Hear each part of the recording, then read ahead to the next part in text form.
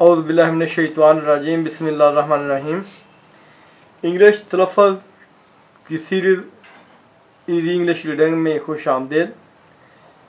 इस सबक में ई की वाज़ें और तलफ़्फ़ुज़ में किरदार वाज़ें कर रहा हूँ। इससे पहले मैं 2 लेक्चर पेश कर चुका हूँ। ये इस सिलसिले का तीसरा लेक्चर है जिसमें मैं वाज़ें कर रहा हूँ कि तलफ़्फ़ुज़ पर ई का क्या असर होता है। जिस तरह उर्दू में हरकत किसी लफ्ज़ के तलफ़्फ़ुज़ में बुनियादी किरदार अदा करते हैं, इंग्लिश में वावल हरूफ किसी लफ्ज़ में किसी बेरफ की आवाज़ के तयन में मेन किरदार अदा करते हैं।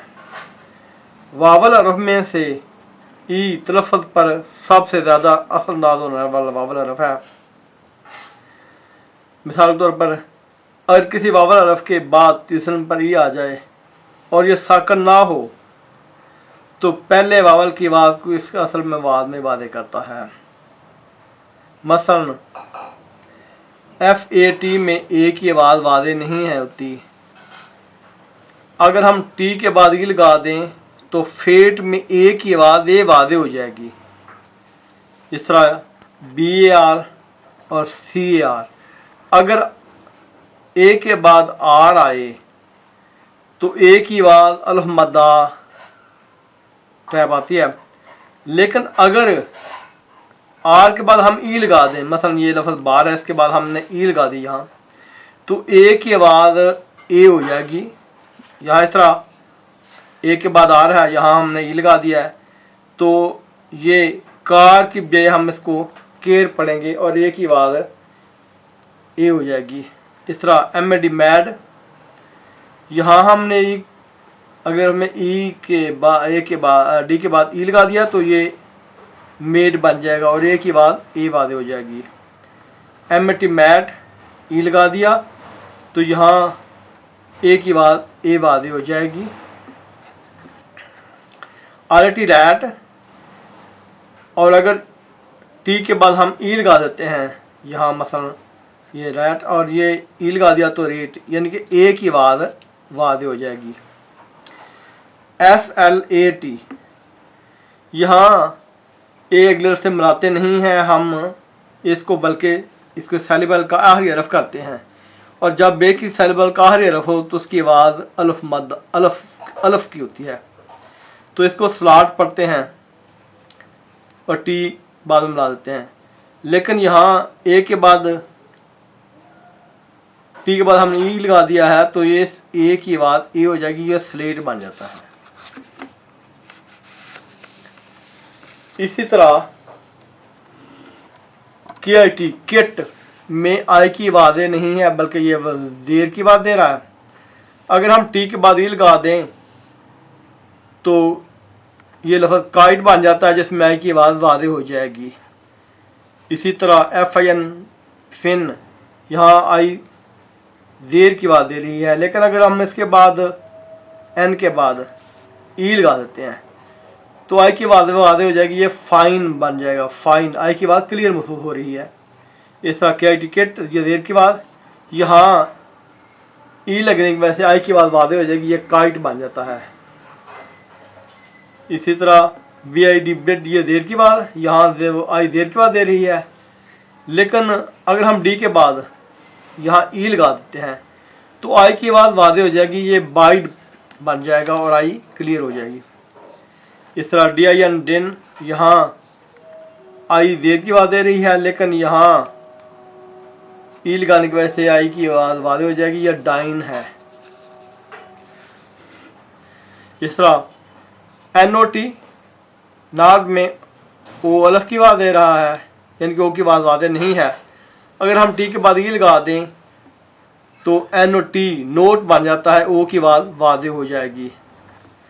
अब देखें यहाँ COD कार्ड, ओ अलफ की डी से मिलकर अलफ की आवाज़ दे रहा है, लेकिन हम अगर डी के बाद यहाँ ई लगा देते हैं तो ओ की आवाज़ वादे हो जाएगी, ये कोड बन जाता है। इस तरह FOR, यहाँ ओ अलफ की आवाज़ दे रहा है, लेकिन FORE, यहाँ ओ की आवाज़ दे रहा है, ये ई की वजह से।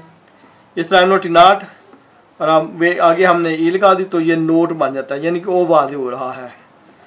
TUN टन और TUN टोन, यानी कि ई अपने से पहले आने वाले हर्फ की आवाज़ को वाज़े कर रहा है। इसी तरह CUT में यू की आवाज़ वाज़े नहीं है बल्कि यू ज़बर की आवाज़ अदा कर रहा है। अगर हम टी के बाद ई लगा दें तो CUT ये क्यूट बन जाता है, यू की आवाज़ वाज़े हो जाएगी। इस तरह CUB कब में यू ज़बर की आवाज़ दे रहा है, लेकिन अगर हम बी के बाद ई लगा देते हैं तो इस यू की आवाज़ वाज़े हो जाएगी, ये क्यूब बन जाएगा।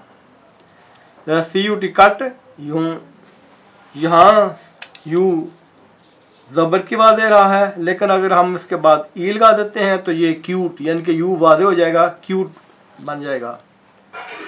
इस तरह TUN टन, अगर हम एन के बाद ई लगा देते हैं जैसे यहाँ लगाया गया है तो यू की आवाज़ वाज़े हो जाएगी, ये ट्यून बन जाता है। इसी तरह अगर जी, सी या जी के बाद ई आए तो इन हरूफ की आवाज़ को तब्दील कर देता है। उमूमन सी काफ की और जी गाफ की आवाज़ देता है। जैसे CAT कैट में सी काफ की आवाज़ दे रहा है और GUN गन में जी गाफ की आवाज़ दे रहा है। लेकिन अगर सी के बाद दी आ जाए तो सी सीन की और जी जीम की आवाज़ देता है। मसलन यहाँ देखें CE, यहाँ CE की आवाज़ दे रही है, सीन की आवाज़ दे रही है।